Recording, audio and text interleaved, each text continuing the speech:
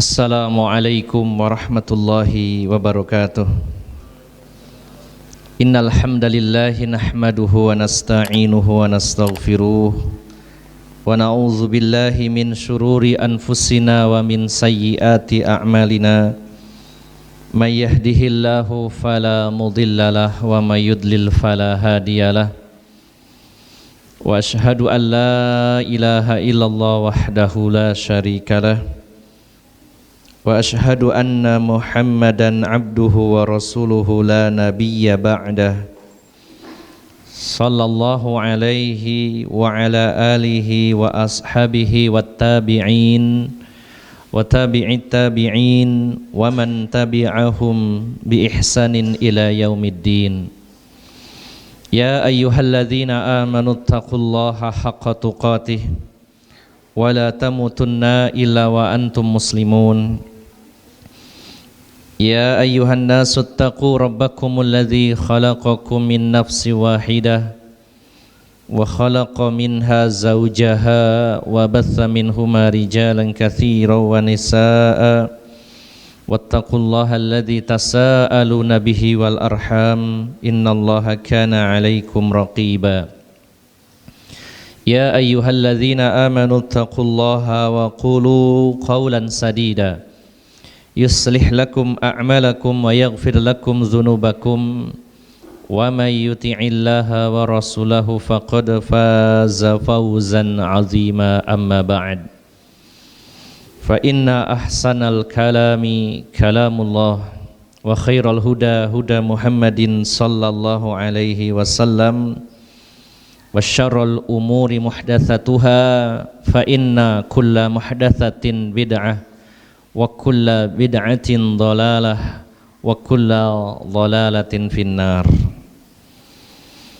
Bapak-bapak dan ibu-ibu, saudara-saudari jamaah Masjid Imam Syafi'i yang dirahmati Allah Subhanahu wa taala, kaum muslimin dan muslimat yang sedang menyaksikan kajian ini di luar Masjid Imam Syafi'i secara online, yang juga semoga senantiasa dirahmati Allah Subhanahu wa taala. Alhamdulillah, kita sangat bersyukur kepada Allah Subhanahu wa taala atas nikmat yang Allah berikan, khususnya nikmat berupa hidayah. Nikmat kita mengenal sunnah Rasulullah sallallahu alaihi wasallam di zaman yang penuh dengan fitnah, di zaman yang penuh dengan jebakan, penuh dengan tipuan, sehingga mayoritas manusia terbawa dan terseret oleh arus penyimpangan dan kesesatan, sehingga mereka jauh dari sunnah Rasulullah sallallahu alaihi wasallam. Maka sebuah anugerah besar ketika kita mengenal sunnah Rasulullah sallallahu alaihi wasallam. Sering-seringlah kita ingat bahwa kita mengenal sunnah itu nikmat yang paling besar. Terutama ketika mungkin kita sedang diuji dengan kesulitan, maka kita ingat bahwa kita masih beruntung kenal sunnah Nabi sallallahu alaihi wasallam. Mungkin sebagian kita sedang diuji dengan lemahnya ekonomi, sedang diuji dengan susahnya dan beratnya ekonomi, pemasukan berkurang drastis, mungkin sebagian tidak punya pekerjaan atau bisnisnya sedang drop. Kita ingat kembali, walaupun kita mungkin sedang kekurangan secara ekonomi, tapi kita mengenal sunnah Nabi SAW, kita bersyukur. Daripada banyak duit tidak kenal sunnah. Sebagian lagi mungkin diuji dengan sakit yang tidak kunjung sembuh, yang kadang-kadang sebagai manusia kita ini sumpek. Lalu kita ingat bahwa kita kenal sunnah Nabi SAW, kita bersyukur. Daripada diberi badan sehat, kuat, tapi tidak kenal sunnah Nabi SAW.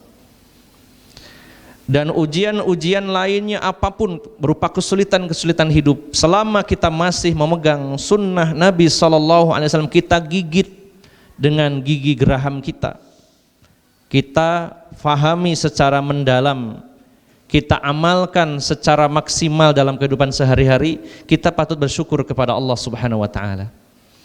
Dan kita terus berharap, memohon kepada Allah semoga hidayah yang Allah berikan ini Allah berikan seterusnya hingga kematian mendatangi kita. Kita diberikan keistiqomahan oleh Allah Subhanahu wa taala.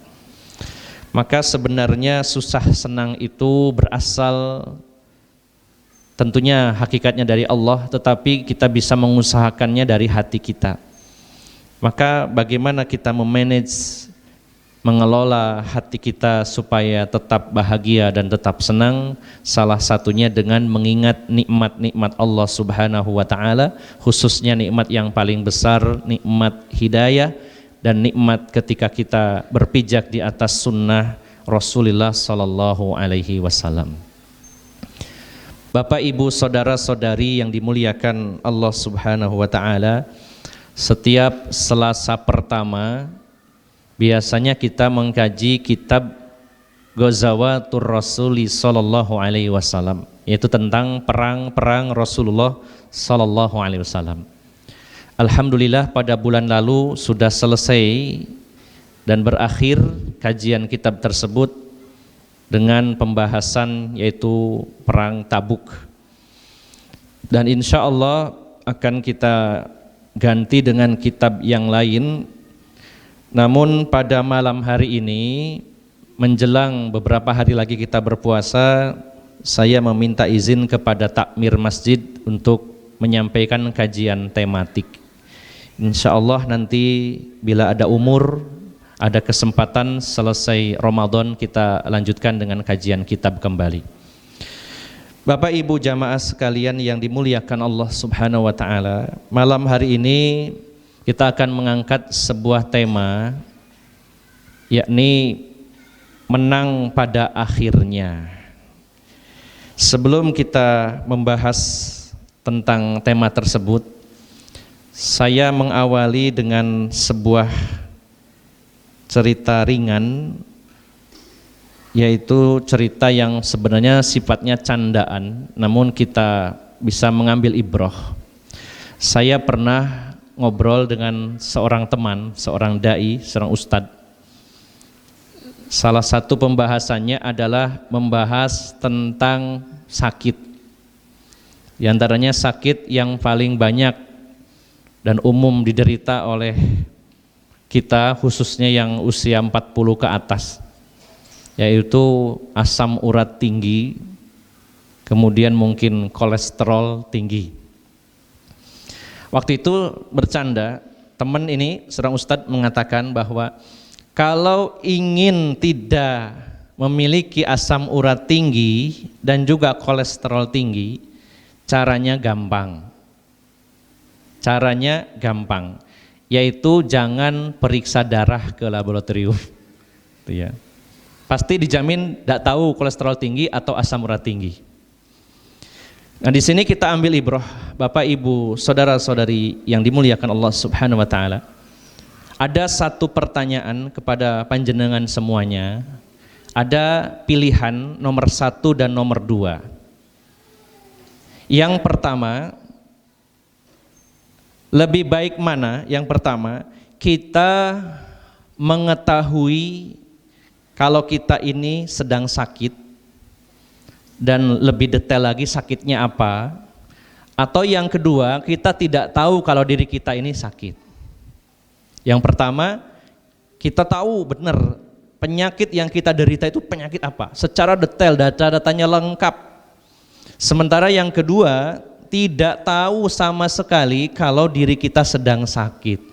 Kira-kira Bapak Ibu milih yang mana? Yang pertama atau yang kedua? Gimana Mas Anto? Yang pertama? Yang kedua? Nah, ini sederhana tapi ini menjadi bahan bagi kita semuanya. Ada orang yang mengetahui bahwa dirinya sakit. secara mendetail sakitnya apa. Namun memang di sana ketika ada orang itu tahu dirinya sakit, ada yang drop, ada yang justru dia berusaha mencari sembuh. Kalau yang kedua, dia sakit dan semakin parah, tahu-tahu pulang gitu ya, ke hadirat Allah Subhanahu wa taala karena dia nggak tahu sakitnya. Yang bisa jadi sakitnya mungkin parah. Ini gambarannya. Maka Bapak Ibu jamaah sekalian yang dimuliakan Allah Subhanahu wa taala, pada hari ini 15 abad setelah diutusnya Rasulullah sallallahu alaihi wasallam, kondisi kaum muslimin secara umum, secara global itu sedang sakit dan sakitnya sangat parah, bahkan komplikasi. Tapi sebagian orang ada yang tidak tahu atau tidak mau tahu. Sebagian orang tidak tahu dan tidak mau tahu. Sebagiannya lagi tahu secara mendetail umat Islam ini sedang sakit dengan sakit yang parah. Namun terbagi menjadi dua, ada yang mencari solusi yang benar, ada yang mencari solusi yang salah. Maka Bapak Ibu jamaah sekalian, barangkali kita belum menyadari bahwa kaum muslimin pada hari ini sedang sakit. Atau mungkin menyadari tapi tahunya hanya sedikit. Atau mungkin tahu secara mendetail tapi tidak mau ambil pusing ya. Maka pada pertemuan malam hari ini, mengawali kajian pada malam hari ini, kita akan cari tahu sakitnya umat Islam pada hari ini, di mana sakitnya itu sudah dikabarkan 15 abad yang lalu ketika Rasulullah SAW diutus ke muka bumi ini. Mari kita klopkan, kita sinkronkan apa yang disabdakan Rasulullah pada saat beliau diutus dulu dengan pada hari ini. Apakah benar-benar, bukan berarti tidak percaya, apakah sudah kita saksikan atau belum, dan pasti akan terjadi kalau memang belum kita saksikan, di mana Rasulullah menggambarkan bagaimana kondisi kaum muslimin di akhir zaman.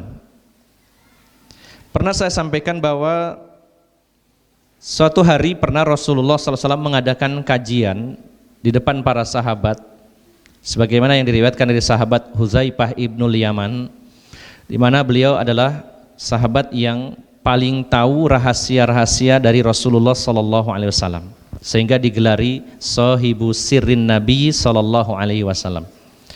Bahkan para sahabat itu, diantaranya Umar ibn Khattab, sampai pernah bertanya kepada Huzaifah, bertanya ketika itu, wahai Huzaifah, saya yakin bahwa Allah Subhanahu wa taala memberitahukan daftar nama orang-orang munafik di Madinah kepada Rasulullah. Dan saya mengira bahwa Rasulullah mengajarkannya, menyampaikannya daftar nama orang-orang munafik di Madinah itu kepada engkau wahai Huzaifah. Bisa dibayangkan ya, Abu Bakar, Umar saja sahabat yang dekat dengan Nabi tapi tidak mengetahui informasi itu, Huzaifah mengetahuinya dari Nabi SAW. Maka Huzaifah menyebutkan nama-nama orang munafik di Madinah. Kemudian Umar memotong, wahai Huzaifah, apakah di dalam daftar tersebut tercantum nama saya Umar ibn Khattab sebagai orang munafik? Kata Huzaifah, tidak ada wahai Umar. Maka Umar lega dan Huzaifah mengatakan, tolong jangan disebarkan tentang daftar nama orang-orang munafik yang ada di Madinah ini. Ini salah satu bukti bahwa Huzaifah ibnul Yaman, beliau banyak mengetahui perkara-perkara yang dirahasiakan.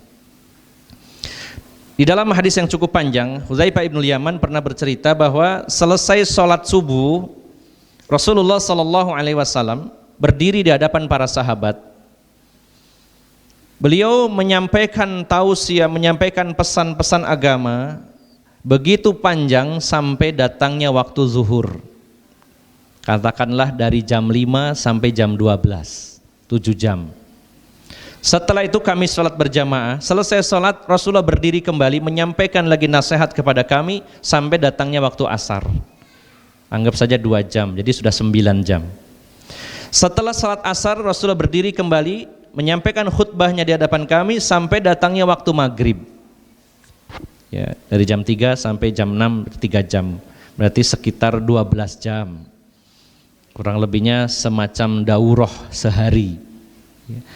Pematerinya tunggal, yaitu Rasulullah Sallallahu Alaihi Wasallam. Dan kata Hudzaifah, tema pada hari itu hanya satu temanya, yaitu tentang semua kejadian sejak diutusnya Rasulullah sampai hari kiamat. Rasulullah sebutkan akan terjadi begini, akan terjadi begitu. Dan kata beliau, siapa yang daya ingatnya kuat pada saat itu, dia memperoleh ilmu dan manfaat yang besar dari Rasulullah Sallallahu Alaihi Wasallam. Maka Bapak Ibu jamaah sekalian yang dimuliakan Allah, pada saat itu di zaman Rasulullah, berita-berita yang disampaikan Rasulullah sangat mungkin banyak yang belum terjadi, belum dilihat oleh para sahabat, tapi pada hari ini banyak yang sudah terjadi, bahkan hampir semuanya terjadi.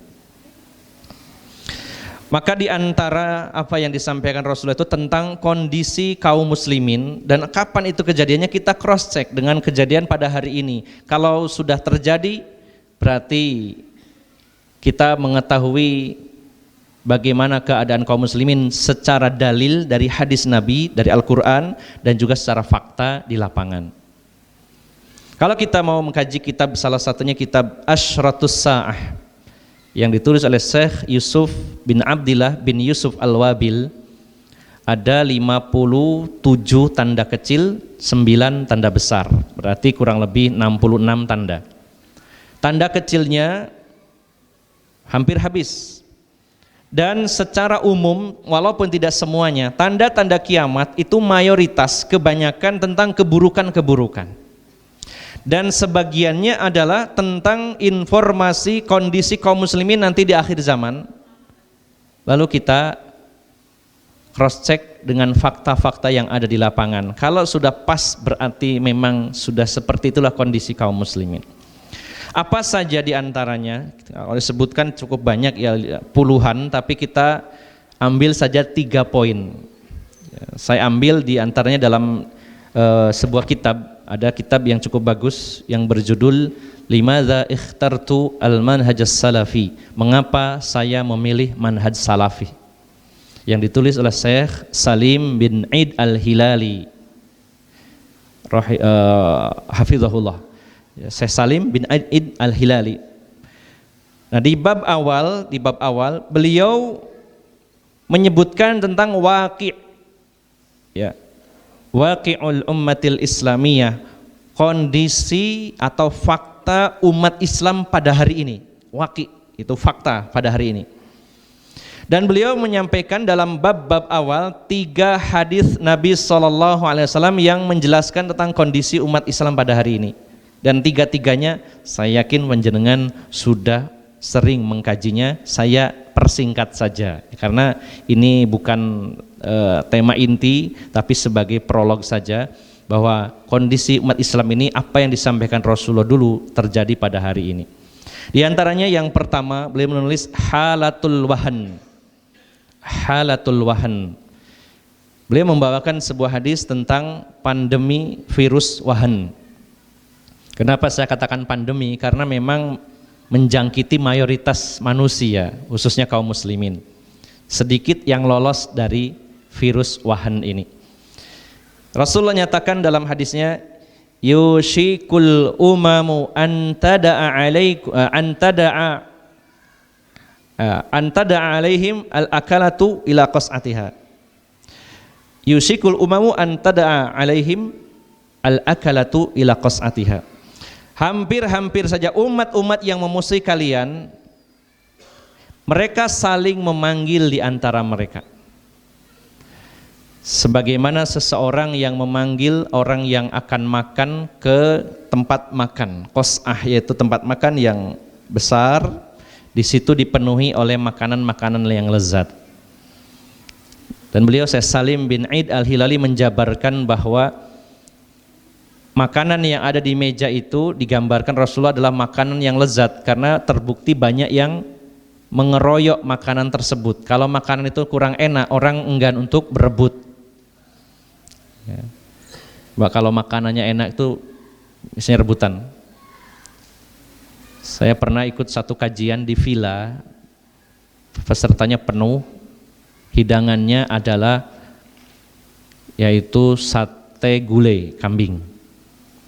Itu selesai kajian ret gitu ya, kebagian tinggal sunduknya saya. Karena enak ya, dingin-dingin di terawas, habis ngaji agak lama, pada lapar, makanannya sate kambing dan gulai mungkin. Ini contoh saja. Maka artinya di situ beliau menjelaskan bahwa kondisi negara-negara Islam secara umum adalah negara-negara yang memiliki SDA, sumber daya alam yang luar biasa. Kekayaannya luar biasa. Sehingga ini menarik minat musuh-musuh Islam. Maka mereka itu mengepung kaum muslimin dari segala penjuru dan saling manggil. Bisa jadi awalnya satu orang, oh ini ada makanan enak, manggil yang lainnya jadi dua orang. Yang dua orang manggil lagi terus. Sehingga mengerubungi makanan itu. Maka negara-negara Islam jadi incaran musuh-musuh Islam bukan hanya semata-mata misi dakwah mereka untuk memurtadkan, untuk melemahkan kaum muslimin secara akidah, tetapi juga ingin menguasai potensi alamnya. Digambarkan seperti makanan yang enak, dikepung kaum muslimin ini dari berbagai penjuru. Lalu Rasulullah ditanya oleh para sahabat, amin qillatin nahnu yauma idzin, wahai Rasulullah, apakah saat itu kami jumlahnya sedikit? Kata Rasulullah, bal antum yauma idzin katsir walakin gusaun ka gusais sail. Apakah jumlah kami sedikit wahai Rasulullah? Oh tidak, justru jumlah kalian tuh sangat besar. Jumlahnya sangat banyak. Kalau kita cross check di data jumlah penduduk dunia dalam beragama, penganut terbesar di dunia ini adalah penganut ajaran Kristen. Kedua Islam. Tetapi para peneliti melakukan survei bahwa secara hitungan angka memang penganut Kristen banyak, tapi secara fakta di lapangan kaum Nasrani ini sudah tercabik-cabik dengan berbagai macam aliran paham, bahkan di antara mereka banyak sekali yang mengaku Kristen tapi tidak beragama Kristen, bahkan penyembah setan, banyak. Maka secara faktanya sebenarnya penduduk dunia ini yang terbesar adalah menganut agama Islam. Nah, ini fakta sudah kita catat bahwa kaum muslimin jumlahnya besar, tapi Rasulullah menegaskan walakin gutsaun ka gutsais sail, akan tetapi seperti buih di lautan. Syekh Salim bin Aid Al-Hilali menjelaskan beberapa poin bahwa ciri dan karakter dari gutsa yaitu buih, yang pertama dia tidak punya kekuatan, tidak punya power, terseret kemanapun arus itu membawanya. Faktanya pada hari ini kaum muslimin secara umum ya, mayoritas, saya katakan mayoritas karena sedikit sekali yang menyadarinya. Secara umum mayoritas kaum muslimin mengaku Islam, tapi secara fikrahnya, pola pikirnya, secara adat istiadatnya, gaya hidupnya, gaya berpakaiannya, semuanya terbawa arus. Ya, subhanallah. Benar apa yang dikatakan Rasulullah, la tattabi'anna subula man kana qablakum shibran bisibrin zira'an bidira'in hatta law dakhulu fi juhri dhabbin la dakhaltumu. Sungguh kalian kaum muslimin akan mengikuti jejak-jejak dan langkah-langkah orang-orang sebelum kalian, sejengkal demi sejengkal, sehasta demi sehasta. Seandainya mereka masuk ke lubang dob, sejenis kadal gurun, kalau mereka masuk ke lubang dob, pasti kalian akan ikut. Terombang-ambing ya, ngikutin arus apapun yang sedang tren diikuti oleh mayoritas kaum muslimin. Fakta lagi kita catat. Ini sudah fakta. Apa yang disampaikan Rasulullah fakta. Nah, yang lebih menyedihkan lagi adalah wala yanzi'anallahu min suduri aduwikum al-mahabah. Allah mencabut rasa takut, rasa gentar dari hati musuh-musuh kalian. Musuh-musuh Islam pada hari ini bukan semata-mata kehilangan rasa gentar, tapi justru mereka sekarang sedang sewenang-wenang kepada mayoritas kaum muslimin di berbagai belahan dunia ini, melakukan tekanan-tekanan ya dimanapun, sehingga mereka pada saat ini diakui atau tidak apa yang disabdakan Rasulullah, faktanya pada hari ini mayoritas musuh-musuh Islam kehilangan rasa takut dan gentarnya kepada kaum muslimin. Kemudian wala yakdzifannallahu fi sudurikum alwahan, dan Allah akan menempatkan dalam hati kalian penyakit atau yang disebut tadi pandemi wahan, yaitu hubbud dunya wa karahiyatul maut. Cinta dunia dan takut mati. Ini sudah banyak menjangkiti kaum muslimin pada hari ini. Siapa yang bebas hanya Allah yang tahu, dan kita masing-masing bisa introspeksi apakah kecintaan kita kepada dunia lebih besar daripada kepada akhirat atau sebaliknya. Masing-masing kita introspeksi diri, seberapa besar cinta kita kepada dunia dan seberapa besar cinta kita kepada akhirat. Maka ini hadis jauh-jauh hari sudah disampaikan Rasulullah kondisi umat Islam, dan pada hari ini terbukti. Maka ini sebuah penyakit yang diderita kaum muslimin, yaitu penyakit wahan.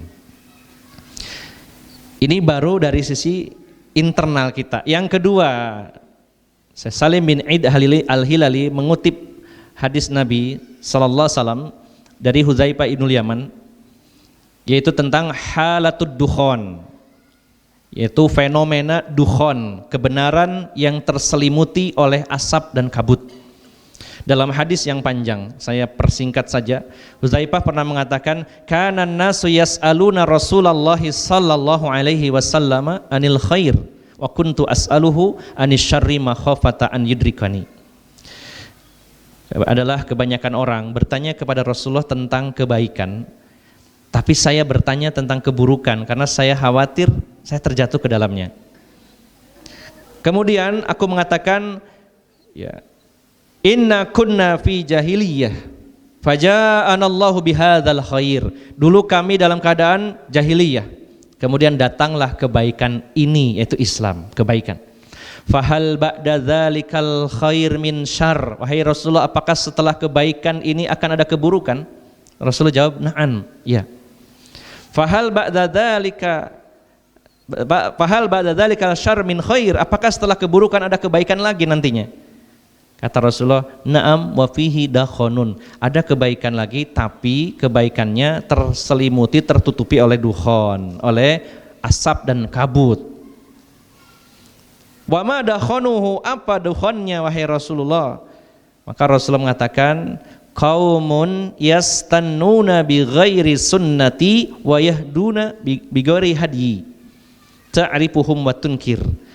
Munculnya sekelompok orang yang menjalankan sunnah tapi bukan sunnah Nabi SAW, dan mereka memberikan petunjuk bukan petunjuk Nabi SAW.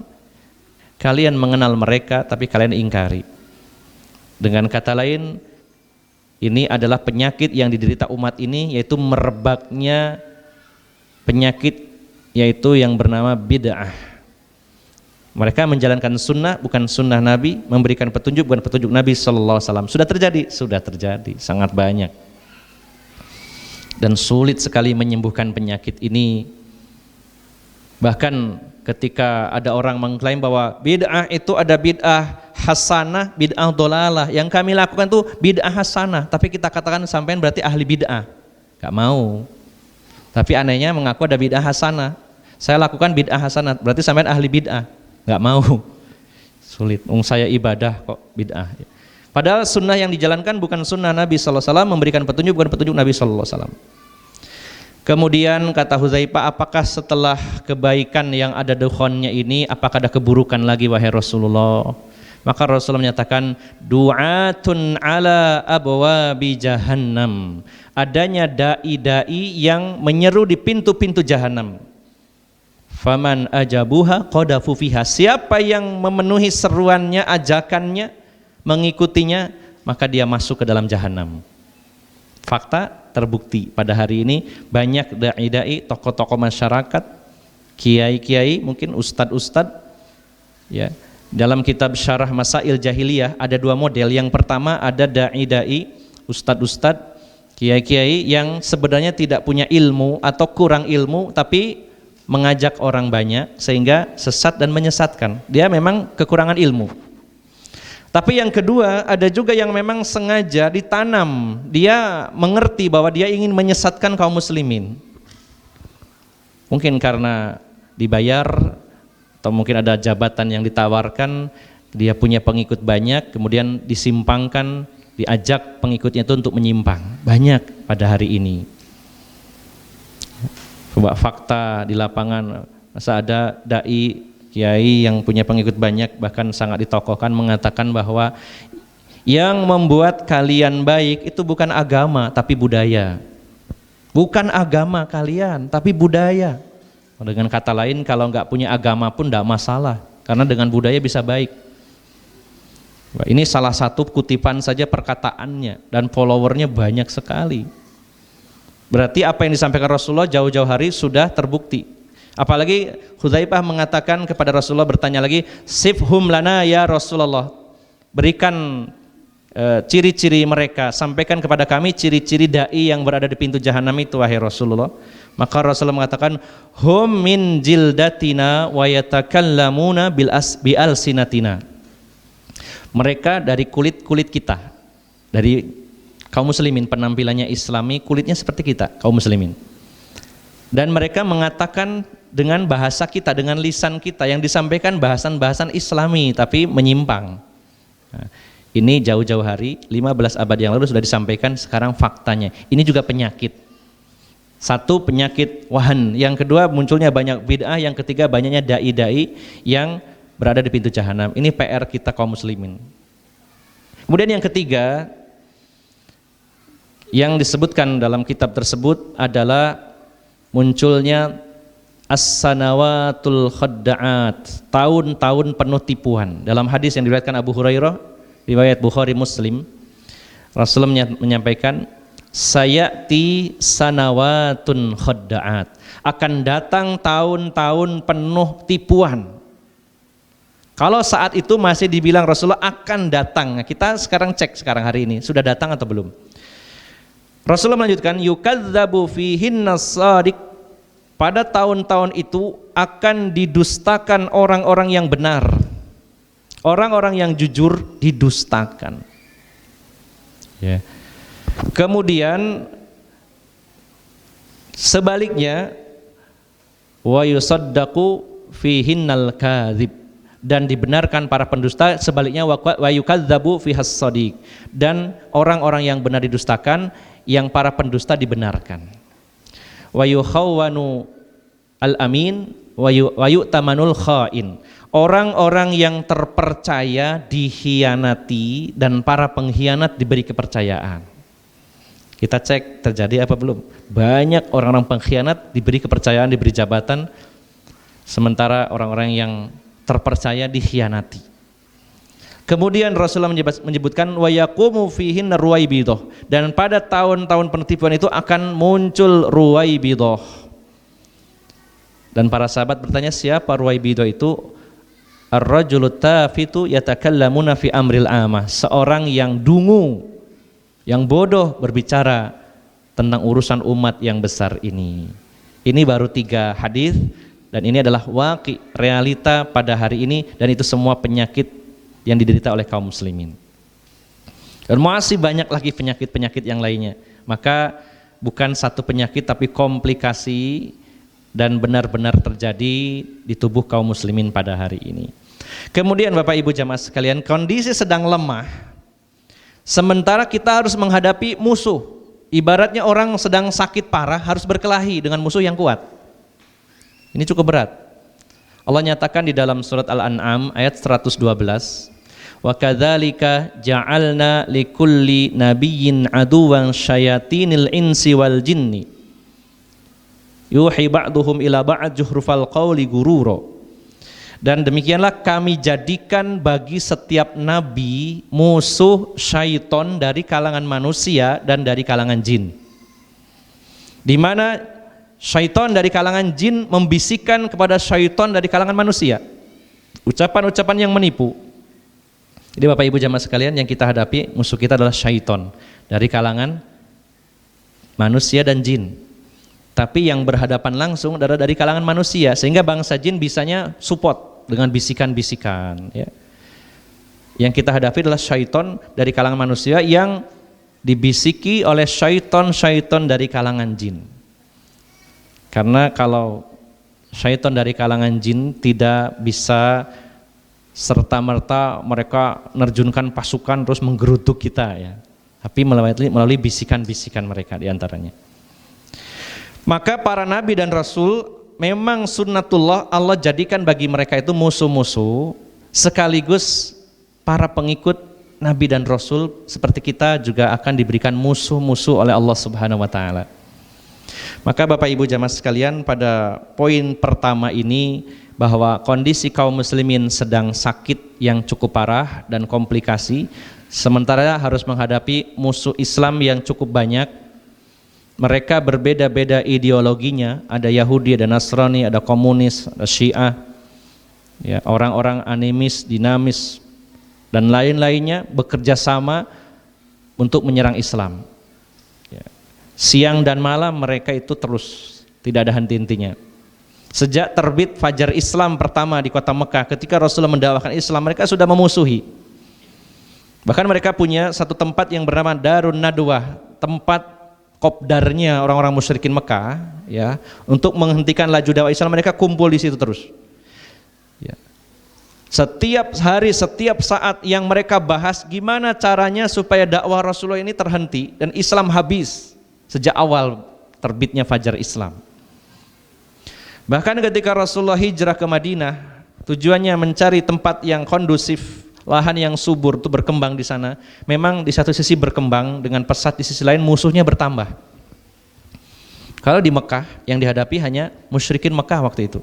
Ketika di Madinah, Rasulullah harus berhadapan dengan, dan kaum muslimin juga, dengan musyrikin Mekah yang ternyata walaupun sudah hijrah masih tetap merongrong.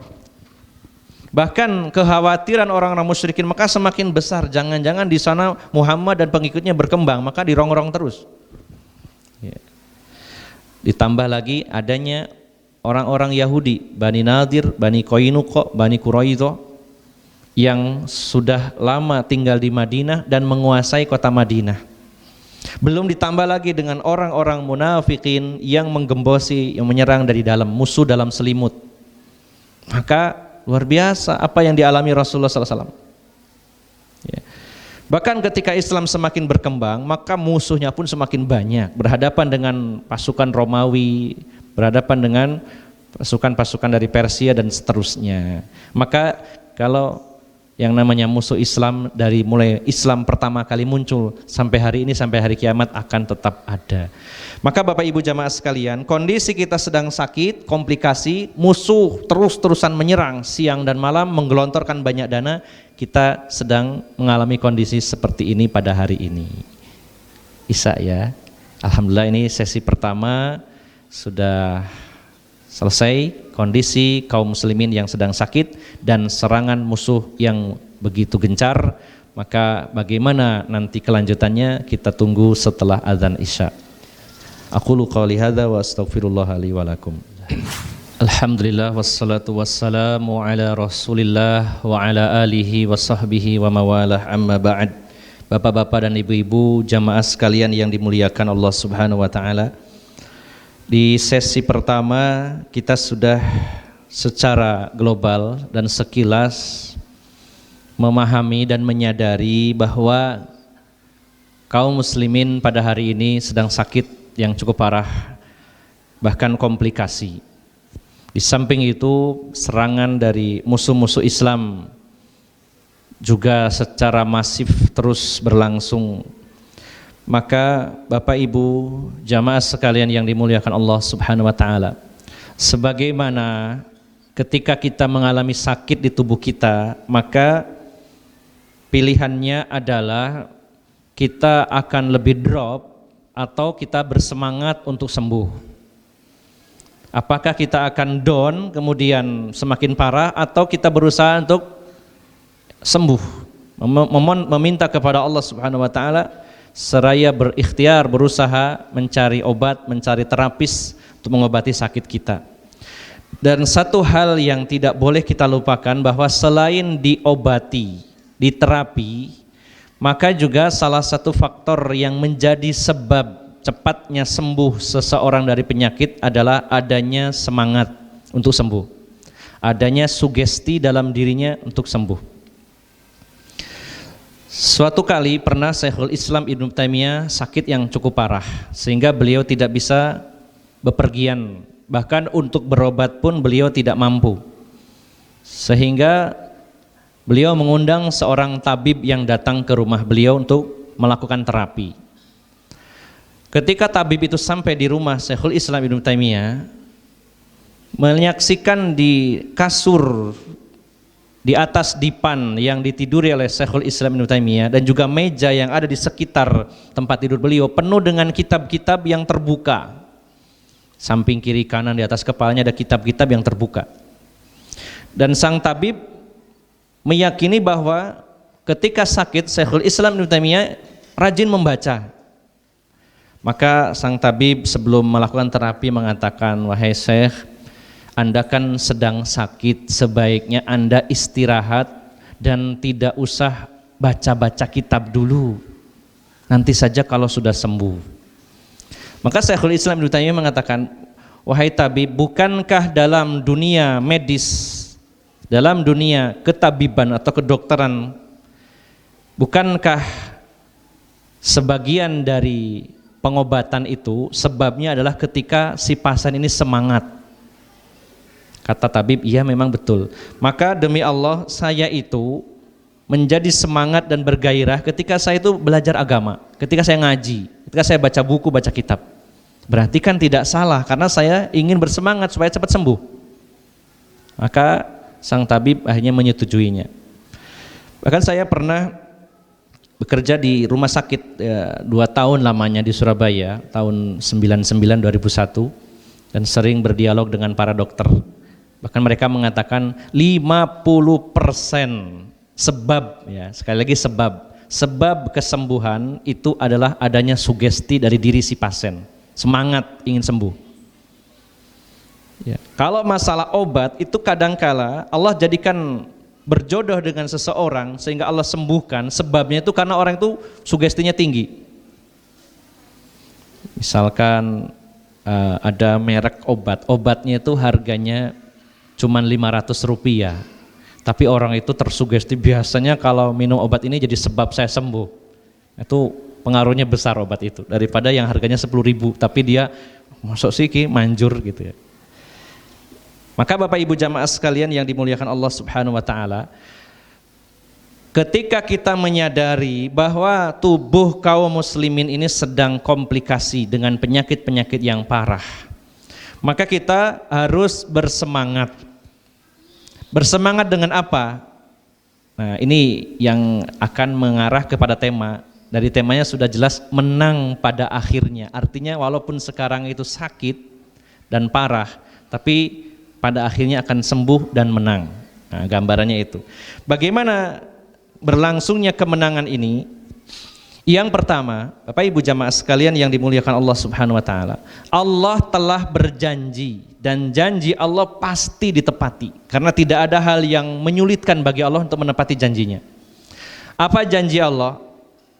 Yang pertama, Allah berjanji bahwa agamanya ini akan Allah jaga. Allah akan sempurnakan cahayanya.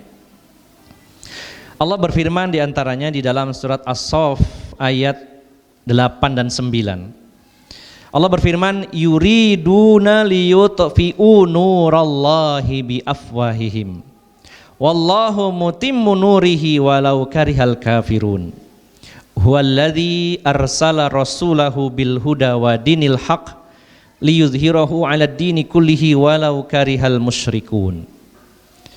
Mereka musuh-musuh Islam dari luar maupun dari dalam, dari berbagai penjuru, hendak mematikan cahaya agama Allah dengan mulut-mulut mereka, dengan propaganda mereka, dengan konspirasi mereka, dengan makar mereka.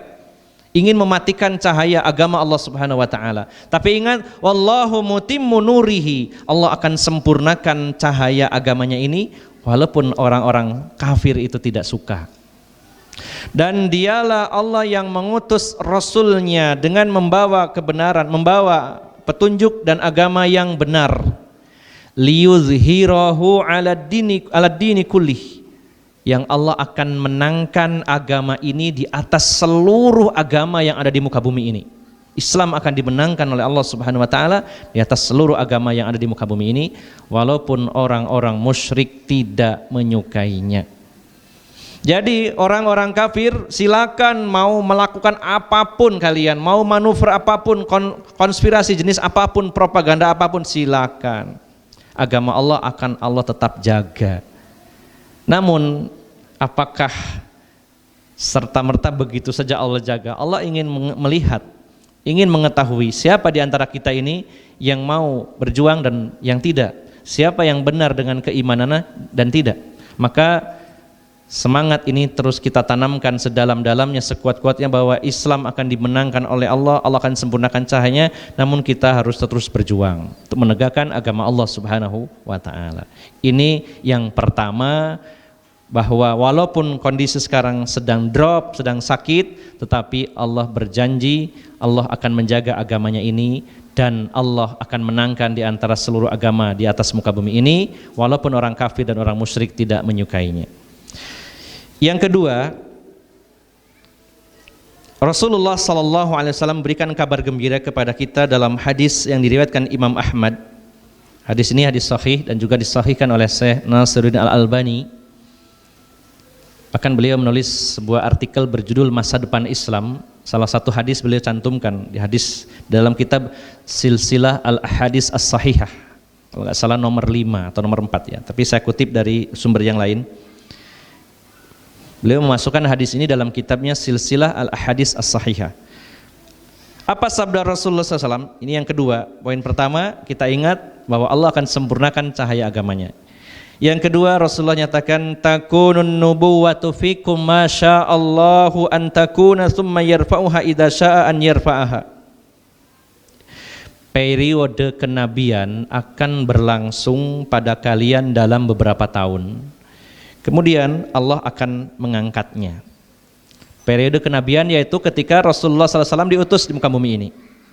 Berlangsung sepanjang masa kenabian, di mana kaum muslimin dipimpin oleh Rasulullah SAW. Maka ini periode pertama, yaitu masa kenabian, an-nubuwah. Tsumma takunu, kata Rasulullah, khilafatan ala minhajin nubuwah. Fatakunu ma sya'allahu an takuna thumma yarfa'uha idza sya'a an yarfa'aha. Setelah masa kenabian, rentetan proses berikutnya adalah masa khilafah ala minhajin nubuwah, masa para khalifah di atas manhaj Nabi sallallahu alaihi wasallam. Para ulama mengatakan masa itu berlangsung kurang lebih 30 tahun. Sejak diangkatnya sahabat Abu Bakar As-Siddiq radhiyallahu anhu hingga berakhirnya masa khalifah Ali bin Abi Thalib, atau yang kita kenal dengan masa Khulafaur Rasyidin, para khalifah yang mendapatkan petunjuk Allah Subhanahu wa taala. Ini adalah khilafah ala minhajin nubuwah, para khalifah masa khilafah di atas manhaj Nabi sallallahu alaihi wasallam. Sebagian ulama memasukkan zamannya Hasan bin Ali yang hanya 6 bulan memimpin kaum muslimin sebagai masa khilafah ala minhajin nubuwah. Namun pendapat yang lebih kuat adalah di masa Khulafaur Rasyidin, yaitu 4 sahabat Nabi sallallahu alaihi wasallam. Setelah itu Allah angkat masa itu selesai. Tsumma takunu mulkan 'adhan fatakunu ma sya'allahu an takuna tsumma yarfa'uha idza sya'a an yarfa'aha. Kemudian setelah itu akan ada periode para raja-raja 'adhan yang menggigit. Sebutkan menggigit di sini adalah sejak diangkatnya Muawiyah sampai runtuhnya khilafah Utsmaniyah di Turki. Jadi setelah masa Khulafaur Rasyidin 30 tahun dilanjutkan oleh Muawiyah bin Abi Sufyan, dan setelah itu terjadi sistem kepemimpinan yang secara turun-temurun atau yang kita sebut dengan sistem dinasti. Turun-temurun. Ada dinasti Umayyah, dinasti Abbasiyah dan seterusnya sampai runtuh pada tahun 1924, itu runtuhnya khilafah Turki Utsmaniyah di Turki ya. Nah, setelah itu kata Rasulullah, "Tsumma takunu mulkan jawariyya." Setelah itu akan muncul para pemimpin-pemimpin, raja-raja, penguasa-penguasa jabariyah, yaitu yang memaksakan kehendaknya, yang diktator, yang sewenang-wenang. Nah, jadi masa kenabian, masa Khulafaur Rasyidin, kemudian mulkan adon, kemudian mulkan jabarian. Kemudian setelah itu thumma takunu khilafatan ala minhajin nubuwah thumma sakata. Setelah itu akan ditutup, dipungkas dengan masa khilafah ala minhajin nubuwah, kemudian Rasulullah diam. Itu adalah yang terakhir kalinya. Maka Bapak Ibu jamaah sekalian yang dimuliakan Allah, setelah Allah kabarkan berita gembira bahwa Allah akan jaga agamanya ini, ditambah lagi yang kedua dengan berita gembira bahwa akan ada sekali lagi khilafah ala minhajin nubuwah, kepemimpinan di dalam dunia Islam yang memimpin dunia Islam secara universal, secara global, seluruh dunia. Dan para ulama berbeda pendapat tentang khilafah ala minhajin nubuwah sesi kedua ini. Siapa dia? Siapa yang jadi khalifahnya? Sebagian ulama mengatakan bahwa khilafah ala minhajin nubuwah adalah Imam Mahdi. Yang kedua, ada yang mengatakan bahwa khilafah ala minhajin nubuwah adalah khilafah sebelum munculnya Imam Mahdi.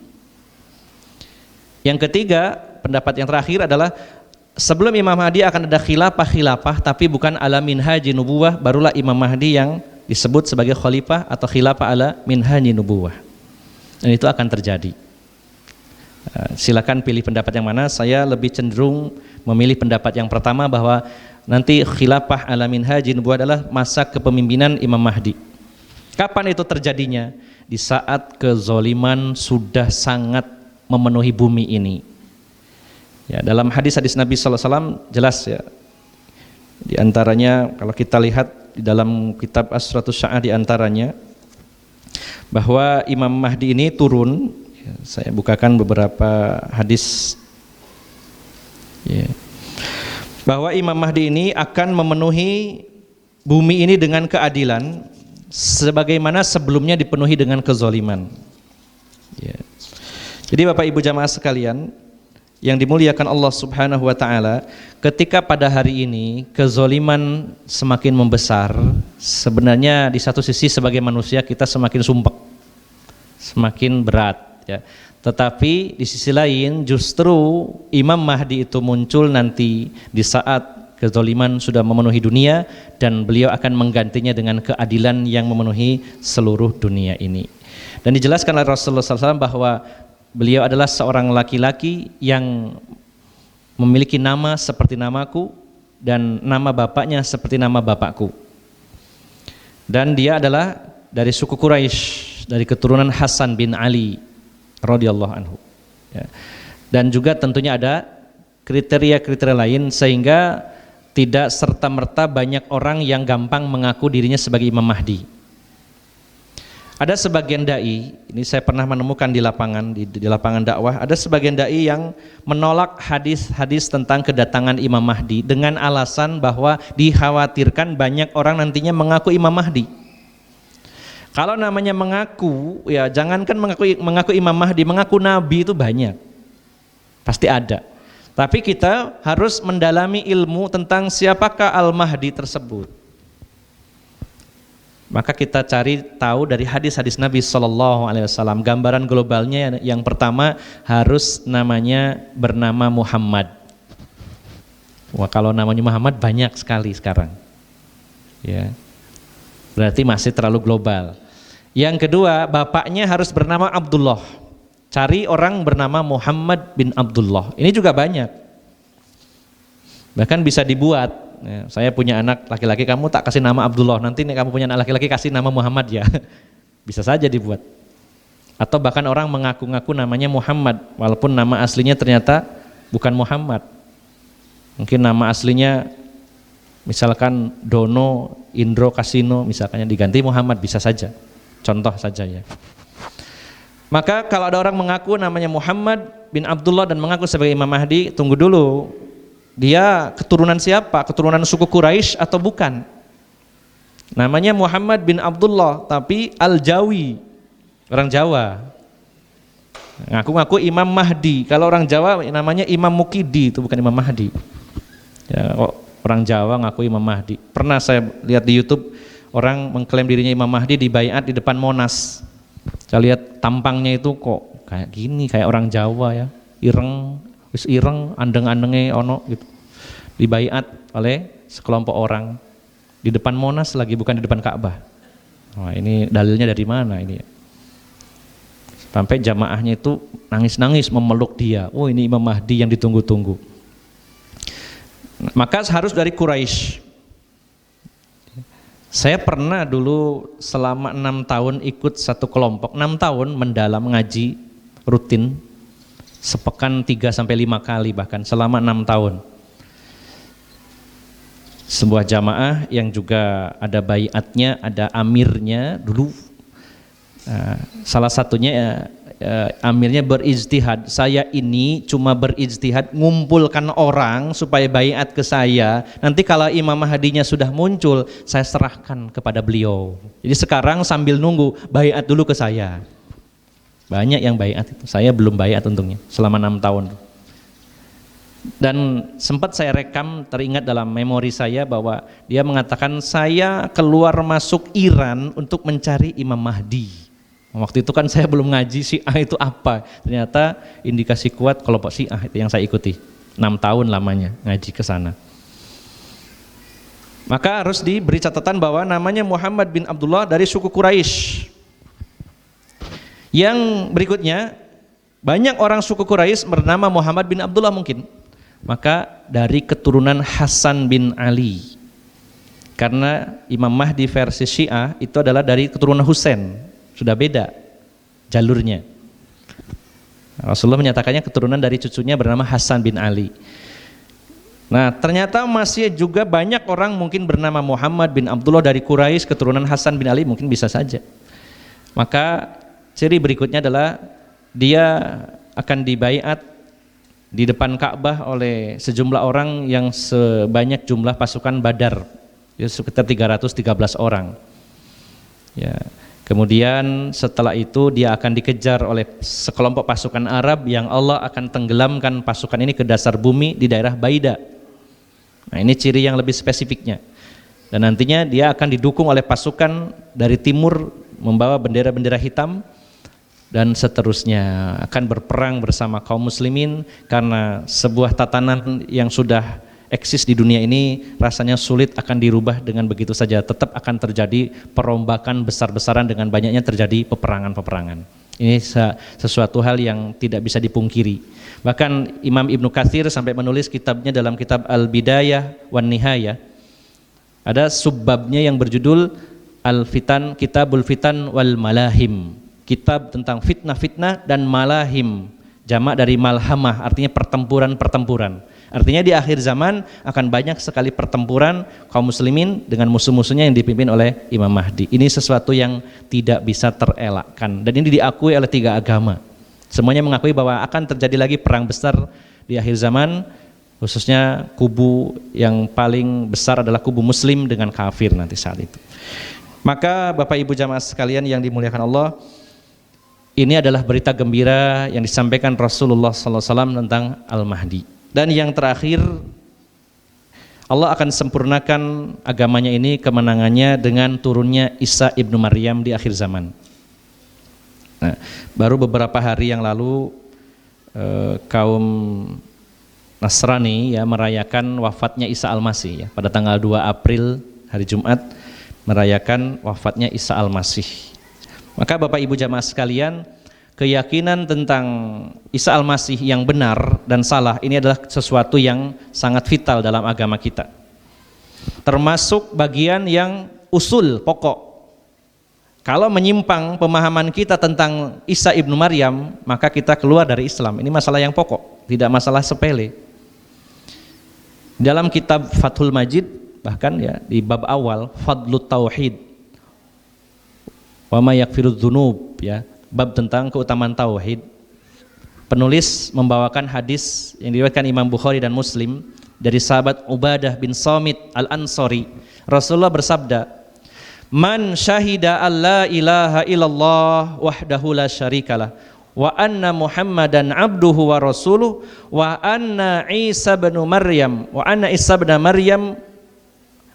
abdullahi wa rasuluh wa kalimatullahi alqaha ila Maryam wa ruhum minhu wal jannatu haqqun wan naru haqqun adkhalahu Allahul jannata ala ma kana minal amal." Ini menjadi barometer seseorang masuk surga. Rasulullah bersabda, siapa yang bersaksi bahwasannya tidak ada sesembahan yang hak kecuali Allah dan tidak ada sekutu baginya, dan siapa yang bersaksi bahwasannya Nabi Muhammad adalah hamba Allah dan utusannya, dan siapa yang bersaksi bahwasannya Isa ibnu Maryam itu adalah hamba Allah dan utusannya, dan bersaksi bahwa Isa ibnu Maryam adalah memiliki gelar kalimatullah, kalimat Allah yang alqaha ila Maryam, Allah berikan kepada Maryam, tiupkan kepada Maryam, wa ruhum minhu, dan ruh darinya. Dan siapa yang meyakini bahwa surga itu hak adanya, benar adanya, dan neraka juga benar adanya, adkhalahullahul jannata ala ma kana minal amal, maka Allah akan masukkan dia ke dalam surga bagaimanapun amalnya. Nah, ini artinya keyakinan tentang Isa ibnu Maryam ini sesuatu yang fatal, yang vital sekali, dan termasuk bagian dari akidah. Siapa yang menyimpang dalam pemahamannya, maka menyimpang dari kebenaran. Maka Bapak Ibu jamaah sekalian yang dimuliakan Allah, ketika orang-orang Yahudi merendahkan, menghina Nabi Isa alaihissalam dengan tuduhan anak zina, bahkan mereka lah yang berkonspirasi untuk melakukan pembunuhan kepada Nabi Isa, sementara orang-orang Nasrani meninggikan Isa ibnu Maryam melebihi batasnya sebagai manusia sehingga diberi posisi sebagai Tuhan atau anak Tuhan, maka Islam hadir sebagai penengah. Sebagaimana Allah berfirman dalam surat Al-Baqarah ayat 143, wa kadzalika ja'alnakum ummatan wasata litakunu syuhada'a 'alan nas wa yakunar rasulu 'alaikum syahida. Dan demikianlah kami jadikan kalian sebagai ummatan wasaton, umat pertengahan. Jadi Bapak Ibu jamaah sekalian, Islam ini di tengah-tengah kancah agama-agama lain, berada di tengah-tengah, dan Ahlus Sunnah berada di tengah-tengah di antara sekte-sekte yang menyimpang, selalu di tengah. Ketika Yahudi menghina, merendahkan Nabi Isa, ketika Nasrani meninggikan melebihi batas, maka Islam menempatkan sesuai porsinya sebagai manusia biasa, hamba Allah, tapi sebagai utusan Allah Subhanahu wa ta'ala. Maka di antara akidah Islam bahwa kita meyakini bahwa Nabi Isa alaihissalam itu tidak dibunuh tetapi diangkat oleh Allah Subhanahu wa taala ke atas langit. Ini adalah termasuk bagian dari keyakinan Ahlus Sunnah wal Jamaah. Di antaranya Allah berfirman di dalam surat An-Nisa ya, ayat 157, 158, 159. Allah berfirman, wa qaulihim inna qatalnal masiha Isa bin Maryam Rasulullah, ya. Wa ma qataluhu wa ma salabuhu walakin syubbiha lahum, ya. Wa innal ladzina ikhtalafu fihi lafi syakkim minhu ma lahum bihi min ilm illa ittiba'adz dhanni wa ma qataluhu yakina. Dan Allah akan menghukum ucapan mereka yang mengatakan kami telah membunuh Isa ibnu Maryam Rasulullah. Allah akan hukum mereka, orang-orang Yahudi, ya. Tidaklah dia itu disalib dan tidak dibunuh, akan tetapi ada orang yang diserupakan seperti beliau yang dijadikan target. Dan sesungguhnya orang-orang yang berselisih tentangnya sampai hari ini, sampai hari nanti kedatangan Isa Al-Masih, mereka terus berselisih, ya. Jadi sebenarnya kalau kita mau membuka bagaimana lembaran-lembaran kelam para ahlu kitab, para pendeta, sampai detik ini mereka itu sebenarnya berselisih pendapat. Terjadi khilafiyah di antara mereka, benar gak yang dibunuh itu Isa ibnu Maryam? Maka Allah nyatakan wa ma qataluhu yaqina, mereka membunuhnya itu bukan dengan keyakinan, masih ragu-ragu benar gak dibunuh.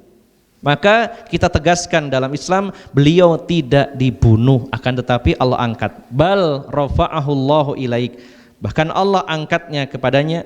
Wa kanallahu azizan hakima, dan Allah adalah zat yang maha perkasa lagi maha bijaksana. Bagi Allah hal mudah mengangkat Isa ibnu Maryam ke langit.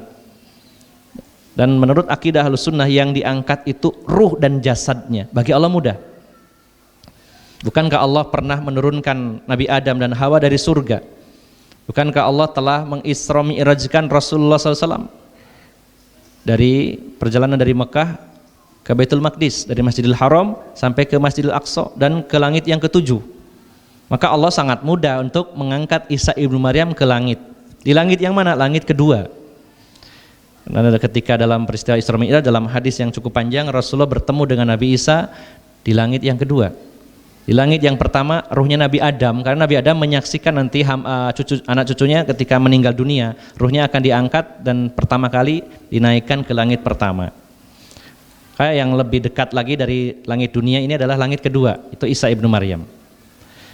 Dan Allah Subhanahu wa taala di akhir zaman akan menurunkan Isa ibnu Maryam. Lokasinya kita cari nanti di Google Map ya. Coba ya. Itu ada di Masjid Jami Umawi Damaskus sebelah timur. Di zaman Ibnu Katsir mengatakan di zaman kami, itu tahun kurang lebih tepatnya tahun 749 Hijriah. 749 Hijriah. Kaum muslimin di Palestina, di Damaskus, di Syria pernah bertempur dengan pasukan Kristen. Dan orang Kristen membakar ya bangunan yang sekarang jadi Masjid Jami Damaskus, itu dibakar oleh orang Kristen dan mereka dikalahkan oleh kaum muslimin sehingga kaum muslimin mendapatkan ghanimah yang sangat banyak. Maka dari sebagian ghanimah itu dibuat untuk membangun Masjid Jami Umawi sekaligus membangun menaranya dari bata putih. Ini adalah bentuk penghinaan dari Allah Subhanahu wa taala kepada orang-orang Nasrani. Mereka kalah dan ghanimah didapatkan kaum muslimin, lalu dari ghanimah itu dibuatkan menara putih di Masjid Damaskus ini sebelah timur, dan nanti Isa ibnu Maryam akan turun di antara menara putih ini. Jadi dibangun oleh kaum muslimin dari dana hasil rampasan perang melawan orang-orang Nasrani. Diapit oleh dua malaikat kiri kanan berpegang kepada sayapnya, dan kata Rasulullah SAW ketika beliau menunduk maka terjurailah rambut beliau itu ke wajah beliau.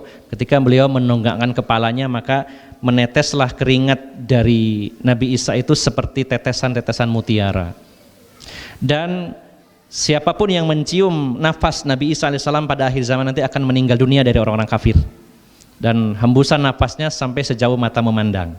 Begitu turun sedang iqomat. Allahu Akbar, Allahu Akbar, asyhadu an la ilaha illallah, sedang iqomat waktu itu. Maka ketika iqomat dikumandangkan, turunlah Nabi Isa ini diapit dua malaikat. Dan ketika kaum muslimin meminta beliau untuk jadi imam, beliau menolaknya. Yang layak jadi imam adalah pemimpin di antara kalian. Maka beliau jadi makmum. Nah, kemudian beliaulah yang akhirnya juga membunuh Dajjal. Maka Bapak Ibu jamaah sekalian, ini adalah kabar gembira juga bagi kita bahwa Isa ibnu Maryam akan memperkuat agama Rasulullah SAW. Beliau tidak membawa agama baru. Karena Rasulullah tegas menyatakan bahwa ketika Isa ibnu Maryam itu turun, beliau akan menghancurkan salib, kemudian akan membunuh babi dan menghapus jizyah. Dan pada saat itu akan berbondong-bondong ahlu kitab masuk ke dalam agama Rasulullah Muhammad SAW. Banyak di antara mereka yang keluar dari agamanya dan masuk ke dalam agama Islam. Nah, maka Bapak Ibu jamaah sekalian, para ulama menyebutkan kenapa Allah memilih Isa ibnu Maryam yang turun ke muka bumi ini, bukan nabi yang lainnya. Bukankah nabi itu banyak, tapi yang dipilih Isa ibnu Maryam. Kenapa? Yang pertama, sebagaimana dijelaskan oleh Ibnu Hajar al-Asqalani, yang pertama Allah ingin membatalkan keyakinan orang-orang Yahudi bahwa mereka lah yang telah membunuh Isa ibnu Maryam, ternyata masih hidup. Buktinya turun ke muka bumi ini. Ya.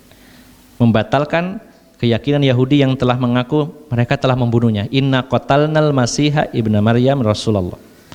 Yang kedua, Allah ingin membatalkan kebatilan agama Nasrani dengan hadirnya Isa ibnu Maryam yang mengikuti agama Rasulullah SAW, bahkan mengokohkannya dengan menghancurkan salib, ya, dengan membunuh babi yang mereka makan dan menghilangkan jizyah. Nah, kemudian yang ketiga alasannya para ulama, kenapa Isa ibnu Maryam turun? Karena beliau belum meninggal dan manusia tercipta dari tanah maka akan kembali ke tanah. Kalau Nabi Isa di langit, meninggalnya di atas langit, berarti bertentangan dengan ayat Al-Quran bahwa manusia itu dari tanah dan akan kembali dari tanah dan dihidupkan dari tanah. Maka harus turun dulu, gitu ya. Dan akhirnya Nabi Isa ibnu Maryam ini akan bekerja sama dengan Imam Mahdi dalam memerangi khususnya orang-orang Yahudi terutama, dan Nabi Isa lah yang akhirnya membunuh Dajjal, pemimpin pasukan Yahudi di daerah Lud, yaitu di Palestina, dibunuh oleh Nabi Isa ibnu Maryam.